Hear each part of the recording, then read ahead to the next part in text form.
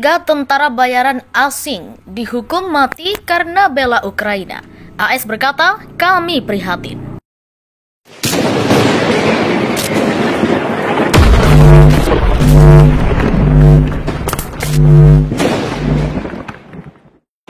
Amerika Serikat prihatin atas hukuman mati terhadap 3 tentara bayaran asing di wilayah Republik Rakyat Donetsk atau DPR. 2 dari tentara bayaran itu adalah warga negara Inggris, sedangkan yang seorang lagi warga negara Maroko.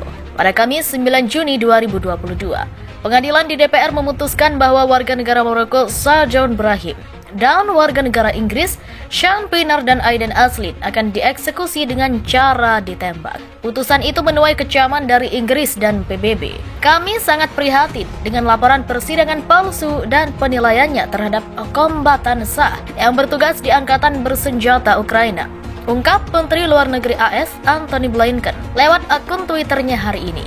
Kami menyerukan kepada Rusia dan kuasanya untuk menghormati hukum humaniter Indonesia, untuk menghormati hukum humaniter internasional, termasuk hak dan perlindungan yang diberikan kepada tawanan perang. Tweet politikus Partai Demokrat itu lagi. Rusia meluncurkan operasi militer khusus di Ukraina pada 24 Februari. Setelah Republik Rakyat Donetsk dan Luhansk meminta bantuan untuk membela diri dari provokasi pasukan Kiev. DPR dan LPR adalah 2 wilayah yang memisahkan diri dari Ukraina. Rusia mengklaim tujuan dari operasi khusus itu adalah untuk demilitarisasi dan denazifikasi Ukraina. Presiden Rusia Vladimir Putin mengatakan, operasi itu juga untuk melindungi orang-orang yang menjadi sasaran genosida oleh rezim Kiev selama 8 tahun terakhir. Sejak dimulainya operasi militer Rusia di Ukraina pada 24 Februari, tentara bayaran dari berbagai negara, terutama negara-negara barat, tiba di Ukraina untuk membantu pasukan rezim Kiev. Pemberontak pro-Rusia menjatuhkan hukuman mati kepada 2 pejuang Inggris dan seorang warga Maroko yang ditangkap saat berperang untuk Ukraina. Media Rusia melaporkan otoritas separatis di wilayah Donetsk di Donbas memerintahkan hukuman mati dan untuk Aiden Aslin, Sean Pienaar dan Sajon Brahim setelah mereka dituduh bertindak sebagai tentara bayaran untuk Kiev. Hukuman mati dijatuhkan ketika Moskow memusatkan senjatanya di pusat industri strategis Severodonetsk. Ketika Presiden Ukraina Volodymyr Zelensky mengatakan pasukan bertahan di tengah pertempuran sengit yang sebelumnya dia katakan dapat menentukan nasib seluruh wilayah Donbas. Inggris mengatakan sangat prihatin dengan hukuman itu. Berdasarkan Konvensi Jenewa, tawanan perang berhak atas kekebalan kombatan, kata juru bicara Perdana Menteri Boris Johnson.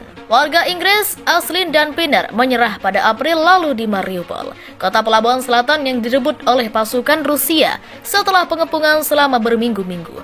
Mereka kemudian muncul di TV Rusia menyerukan Johnson untuk menegosiasikan pembebasan mereka. Brahim menyerah pada Maret lalu di kota timur Volnovaka.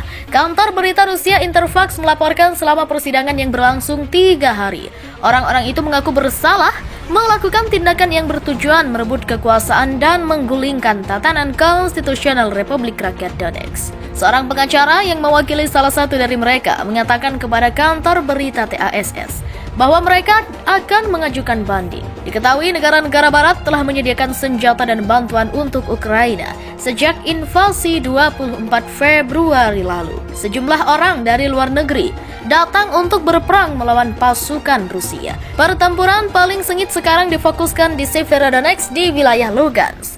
Ketika para pejabat Ukraina mengatakan pasukan bersenjata mereka masih bertahan di tengah pertempuran jalanan, meskipun kota itu sebagian besar berada di bawah kendali Rusia. Gubernur Regional Lugansk, juga bagian dari Donbas, mengatakan artileri barat akan segera membantu mengamankan kemenangan Ukraina untuk kota yang dibombardir itu. Begitu kami memiliki artileri jarak jauh untuk dapat melakukan duel dengan artileri Rusia. Pasukan khusus kami dapat membersihkan kota dalam 2 hingga 3 hari, terang Gubernur Sergei Gaidai.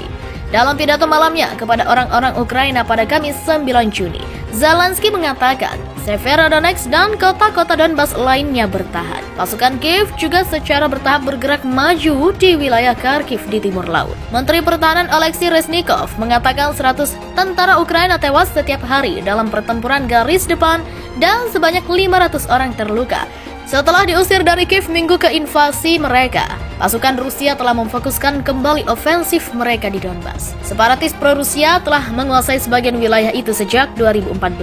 Moskow yang telah berulang kali memperingatkan Barat agar tidak terlibat dalam konflik, mengatakan telah menargetkan pusat pelatihan Ukraina untuk tentara bayaran asing di wilayah Zhytomyr sebelah barat Kiev. Kepresidenan Ukraina mengatakan 4 orang tewas dalam serangan udara Rusia di Toshivka, sebuah desa sekitar 25 km selatan Severodonetsk. 4 orang lagi tewas dalam pertempuran di Donetsk dan menembakkan, merenggut nyawa 2 orang di kota Kharkiv. Sedangkan korban lain tewas di wilayah Mykolaiv di selatan. Di Kiev, Menteri Dalam Negeri Ukraina Denis Monastyrsky mengatakan ibu kota tidak dalam bahaya langsung, tetapi pasukan tetap menjaga garis pertahanan di sekitar kota. Sementara itu, Presiden Rusia Vladimir Putin membandingkan tindakannya dengan penaklukan Peter Agung atas pantai Baltik selama Perang Abad ke-18 melawan Swedia. Dengan melawan Swedia, dia meraih sesuatu, dia mengambilnya kembali. Katanya kepada pengusaha muda di Moskow, adalah tanggung jawab kami juga untuk mengambil kembali dan memperkuat. Lanjutnya, merujuk pada invasi Rusia ke Ukraina.